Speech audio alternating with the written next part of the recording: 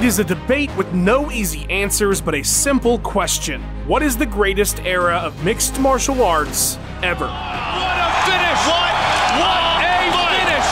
No matter how long you have been a fan of the sport, you have heard this sentence said. There's never been a better time than now to be an MMA fan. But now has spanned decades. So which now is the best now? Or has the sport just gotten better and better? No peaks, no valleys, simply a line that perpetually goes up. It's what makes this sport the greatest sport in the world. What's up, everybody? Super excited to announce today that we've got a brand new partnership with HVMN, Health via Modern Nutrition, and us, MMA On Point. If you haven't heard of their game-changing product, Ketone IQ is taking the body fuel world by storm. So what is it? It's a daily shot packed with ketones, which are a macronutrient which are clinically proven to benefit your energy levels, as well as focus, athletic performance, appetite control. There's some mad science in these little guys.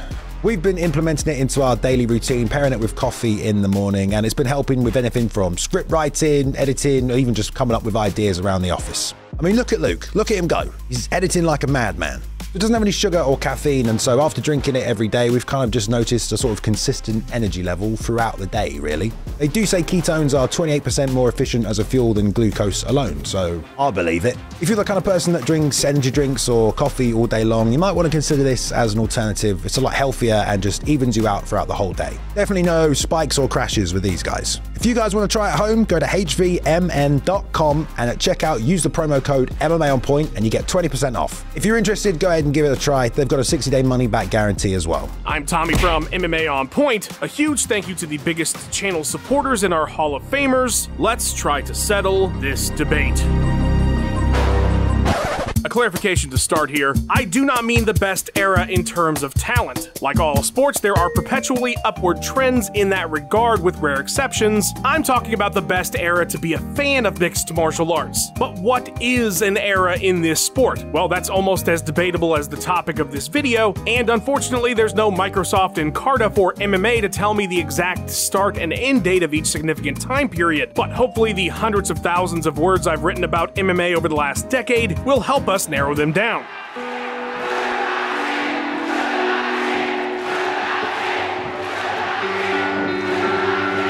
Let's start at the beginning, shall we? Or before the beginning, rather, in the primordial era. Now, technically, this goes all the way back to thousands of years ago in ancient Greece, but I'm sure you're more interested in the modernity of the late 80s and early 90s in Japan and Brazil. Vale-Tudo events, Shudo, Pancrase, Fight Network rings whenever that actually became real. It's such an exciting period, watching these foundational fight cultures forming the raw material that would become MMA. Their roots going all the way back to the same sources and ending up in similar places halfway across the world at the same time. It really is an MMA miracle. Japanese pro wrestlers experimenting with shoot fighting, the Gracies and their jiu-jitsu in Brazil taking on all comers. Everything was right there and absolutely ready to explode. To go back and learn about it all has been one of my favorite things about making videos for this channel. I could watch old Vale-Tudo fights or Shudo events all day long and never get bored. It's like watching the MMA cosmos being formed before the Big Bang that would be UFC 1, a very obvious kicking off point for the no rules era. Alright, now we're cooking the true birth of mixed martial arts. The early UFC is just so damn compelling. Sure, it was an infomercial for the Gracies, but what a pitch. Especially to the uninitiated. It was a martial arts movie come to life. All these different fighters from different backgrounds, locked in a cage, no rules, even though there were rules, but whatever, no rules. It was the rawest thing you could possibly put on television in the 90s, and that is saying something. I mean, I've had sex on stage with men, women, and animals, and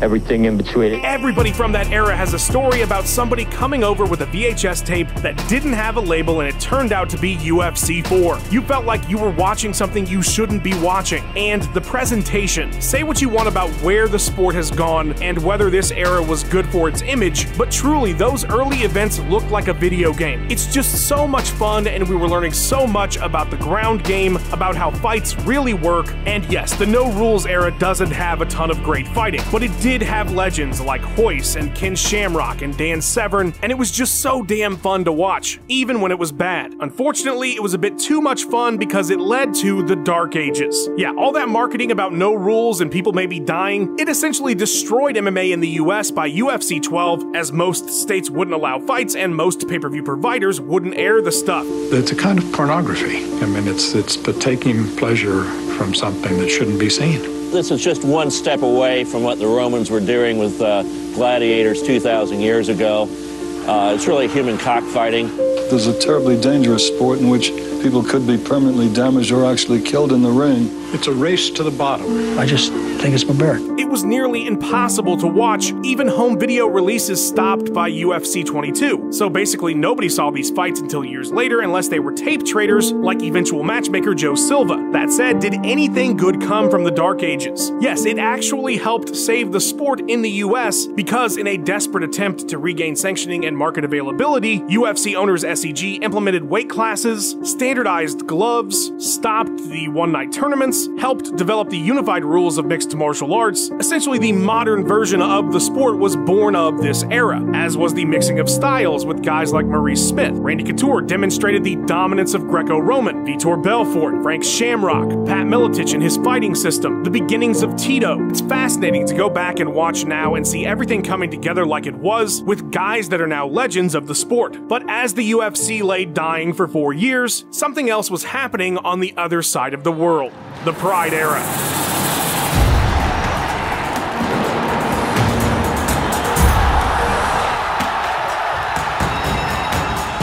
More people were watching the UFC in the mid-90s than were watching boxing and professional wrestling. The way they marketed the thing in the beginning was on the basis of brutality. And they banned mixed martial arts from cable television. It just cut out the main source of revenue. The big marquee names could no longer be afforded by the UFC. Pride Fighting Championship came along in October '97. They had a number of advantages there, where they were able to outspend and outcompete the UFC. Turns out Japan saw UFC 1 too, and they wanted their own. They wanted to fight the Gracies. It started with Vale Tudo Japan, they even got Hickson, but it didn't end there. All those proto-promotions had Japan ready to prove that their shooters were the best fighters in the world. This national pride would culminate in a massively ill-equipped Nobuhiko Takada taking on Hickson himself in front of 48,000 people at the Tokyo Dome, a one-off event that created a golden age.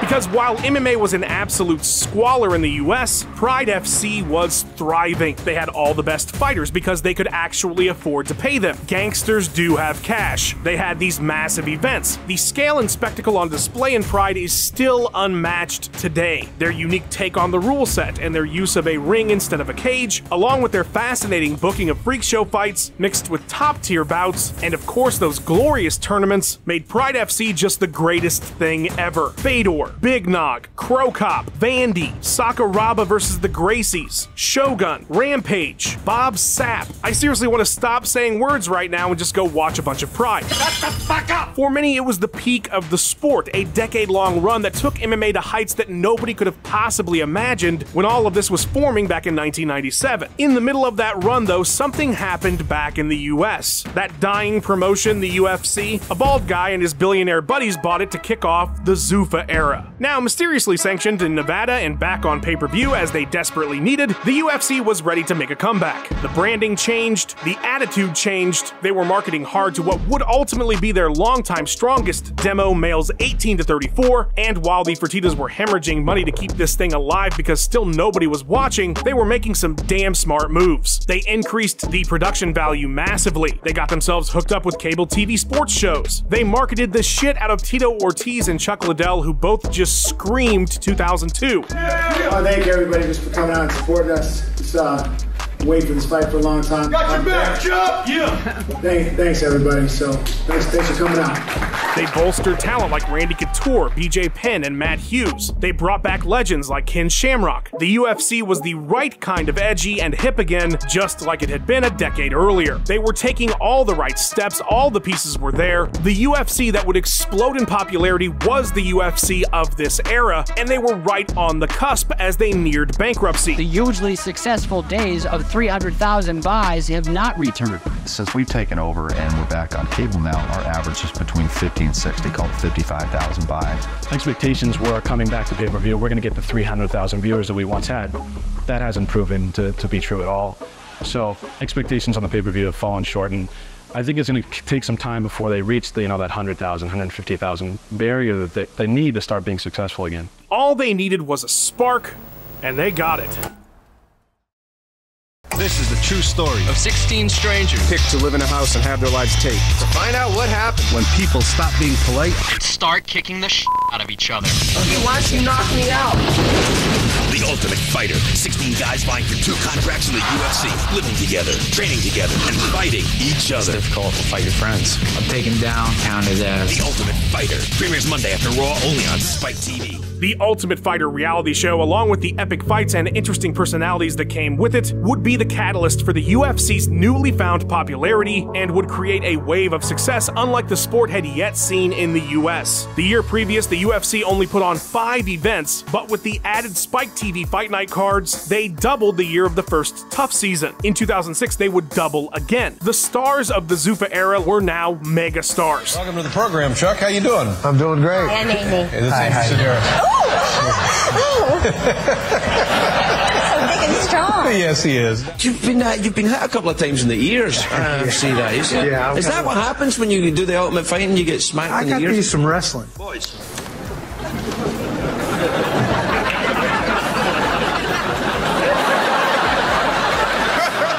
Forrest Griffin and a host of other TUF fighters became massively popular as well. This was truly the first time that MMA had a taste of the mainstream in the US. You could mention UFC to a friend and not get weird looks anymore. We saw the rise of Anderson Silva, the rise of George St. Pierre, so many classic seasons of TUF. Spike president Kevin Kay signed the show.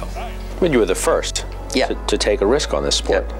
Why the UFC? We were excited about mixed martial arts because we thought young guys would be into it, and we thought that the kind of talent that they had there was the kind of talent that guys would aspire to be. And all this popularity led to the birth of other competing promotions. Elite XC had shows on network television starring Kimbo Slice. Strikeforce was born and had legit top-tier talent. Back in Japan, Pride was still on top of the sport until it abruptly died thanks to their gangster owners getting jammed up. So the UFC, now rolling 2 years into the boom, bought their name, bought their library, and bought their biggest stars minus Fedor, making the promotion even more of a juggernaut. We finally got to see dream fights like Chuck versus Vandy, and then along came Brock fucking Lesnar. I have never failed a drug test.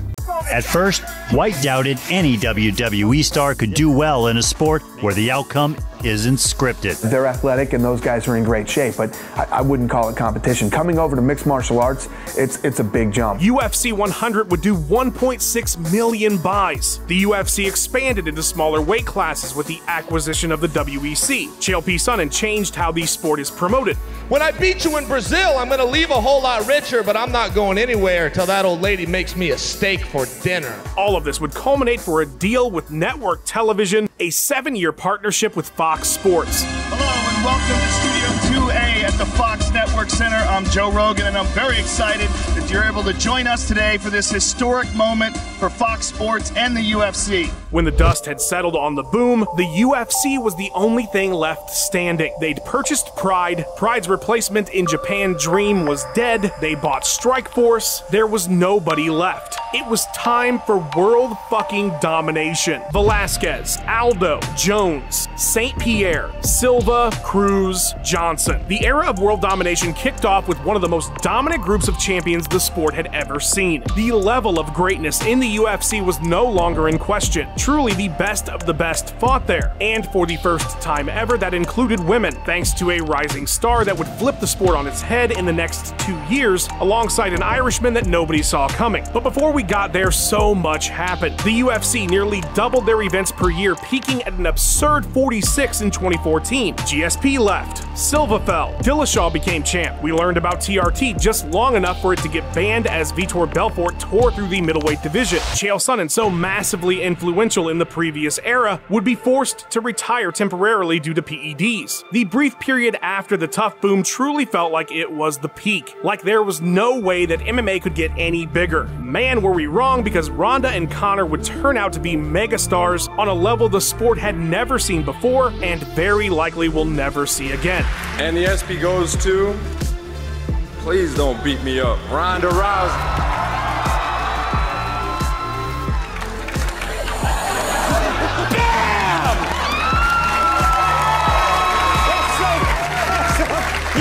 You got that close.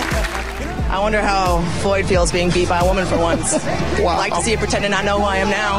Wow. People are always saying about the talk, and I talk, and I talk, and I talk, but guess fucking what? I back it up.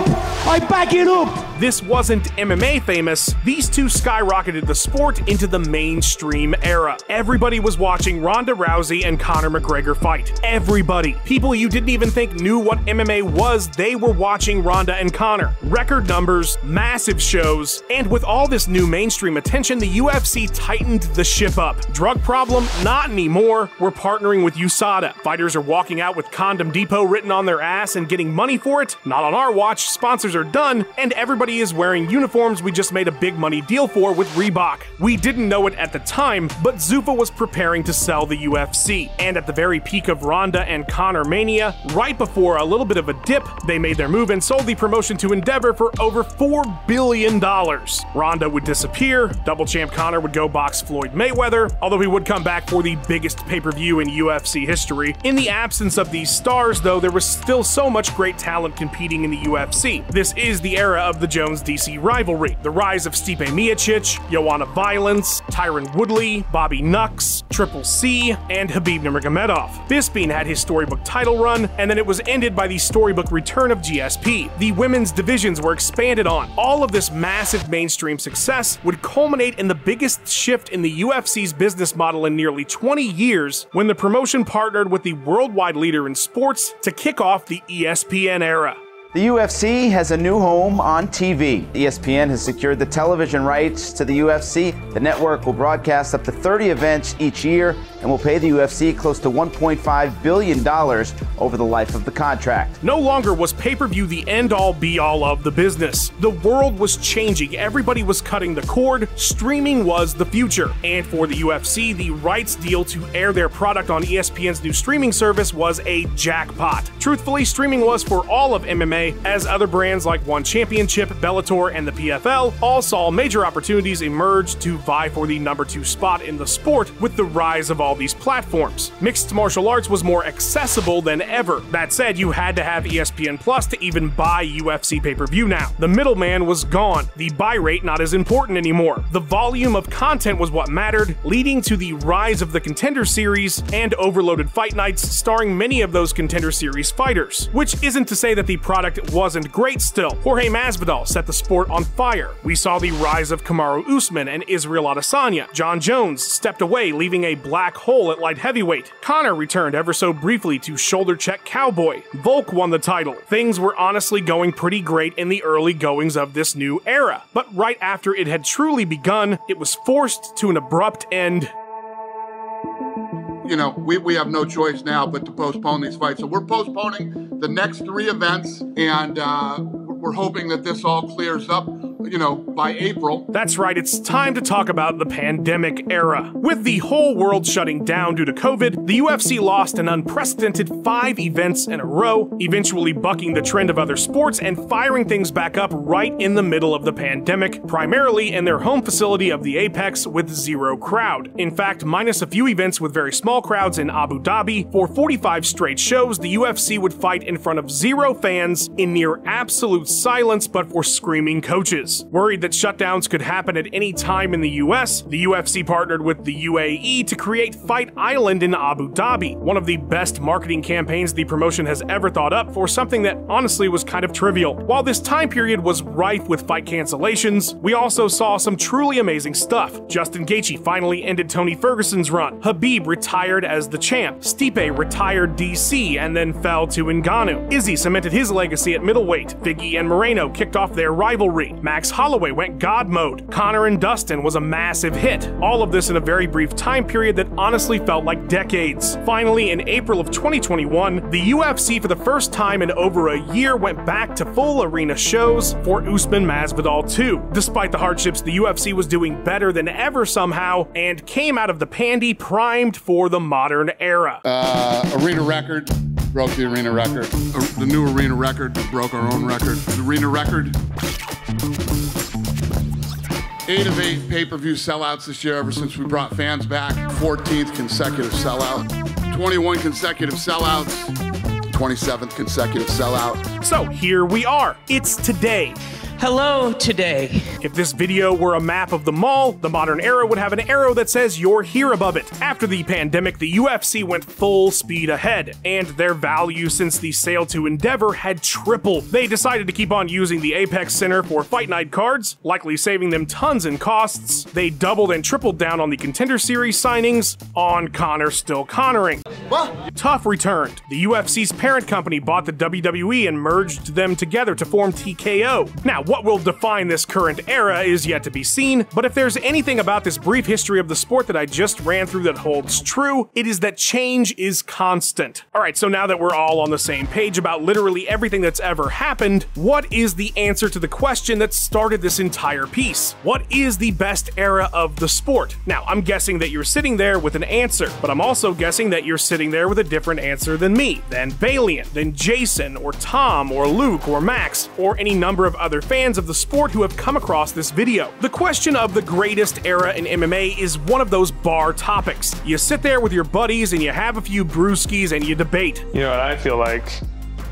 A mother effing beer. Anytime I've broached the topic with others, it seems often that the first era you were exposed to, the thing that got you hooked on the sport, that sparked that magic in your eye, to you that was the peak. And if you're like the many who fall into Luke Thomas's 5-year cycle of fandom, you probably bailed out around the start of the next era, which to you is probably the worst. I came into the sport during the Zuffa era, and I do love that period, but I also love Pride, and the Tough Boom, and the Primordial era, and things are pretty great right now if you ask me. I have no definitive answer to this question personally, and I'm guessing you probably don't either. Truthfully, I didn't expect there to be an answer. I actually tricked you into taking a nostalgia drift walk down MMA memory lane. I made this video because I love those bar debates, and I wanted to provide you all with a framework for this topic, because even defining eras isn't an easy thing, and each of them have their pros and cons. So now in the glorious comment section below, you all get to debate about which era is truly the best and why you're more right than anybody else. For my money though, to take a phrase from John Anik yet again, the greatest era of MMA is the friends we made along the way. But my biggest thank you goes to our wonderful channel champions. If you love On Point and want even more exclusive content, or want to have a voice in the creation process for our videos, consider becoming a member by clicking the join button below the video. If not, all good, but liking and subscribing would really mean a lot to me. I am truly looking forward to reading about your favorite eras in the comments. Thanks for watching, everybody. Have yourself a wonderful day.